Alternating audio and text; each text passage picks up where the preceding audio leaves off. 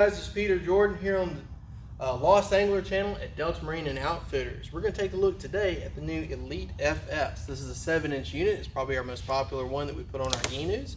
So stay tuned. We're going to take a look at it.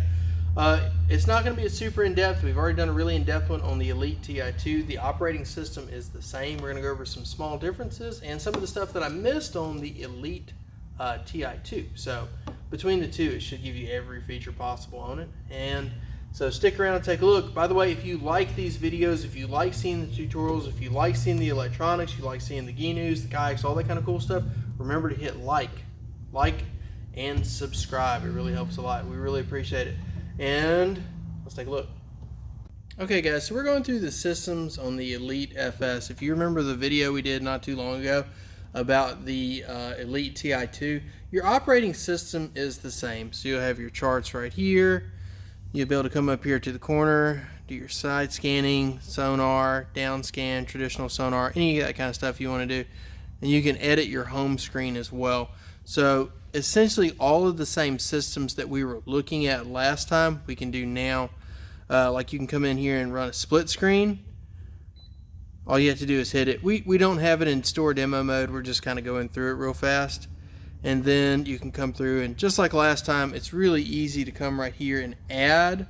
I'll just add one real quick. Add chart, sonar, and side scan. So that is how simple it is to do.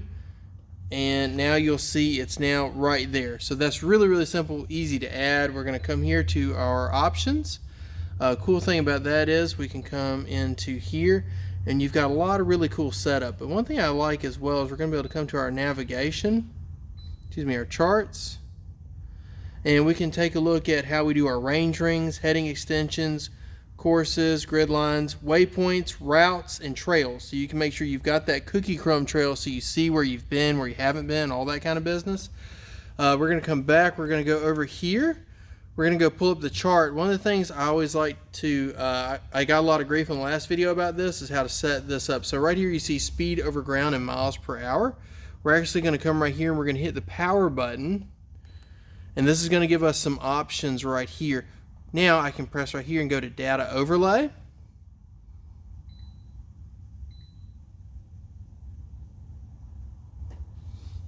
And edit the overlay. So now we're going to edit it. We're going to add. Here is speed over ground. And now we're going to add the depth. Right there, that's in there. Okay. And we can also add water temperature. So that's how easy it is to add all of that stuff there. And then also from right up here, we'll also be able to add like how big all that is. So that's basically how you would add that up. So now I've got speed over ground right here, right there. Then I've got my depth right there.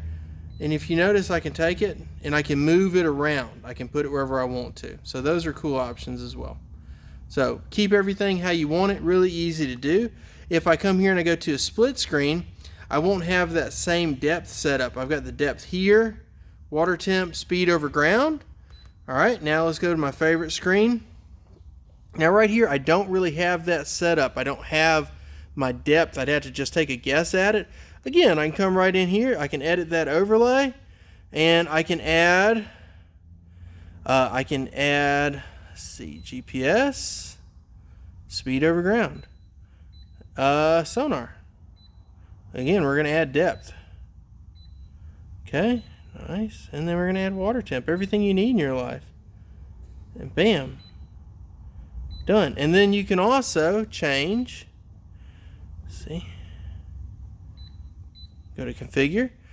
We can also make the size. So the size here is extra small. So now we've got it in medium. Okay.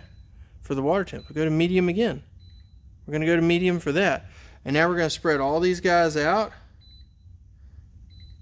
so it's easy to see what we got going on. So you see it's really easy, nice touch screen, easy to read, easy to do. A lot of people might leave these as small instead,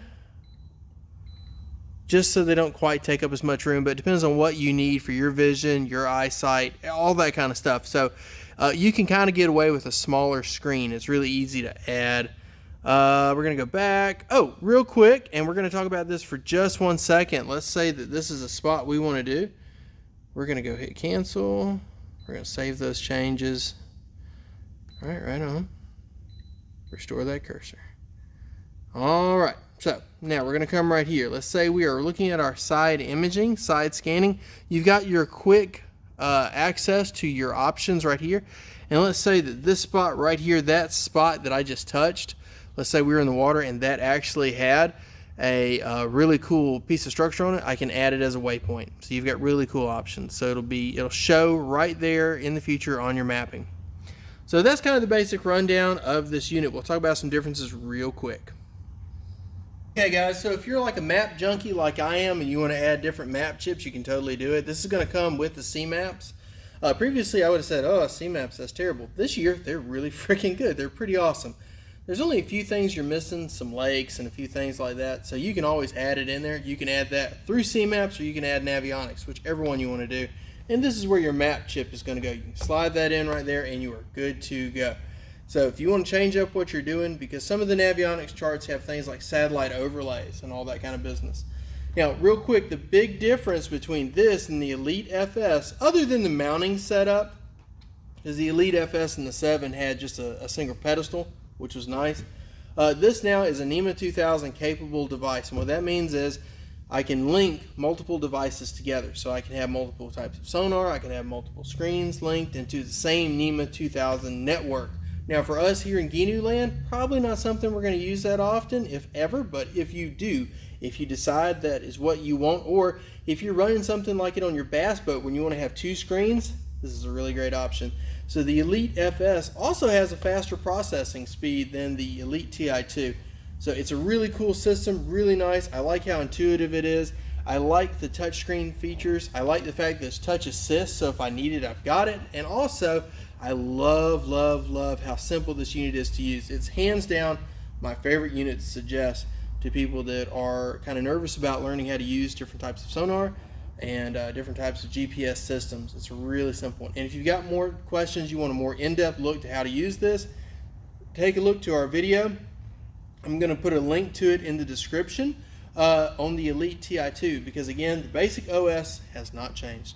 Alright guys, thanks for watching. If you have any questions, feel free to leave it in the comments, or you can reach out to us at deltamarineoutfitters.com, or you can go to lostangler.net and ask your questions there.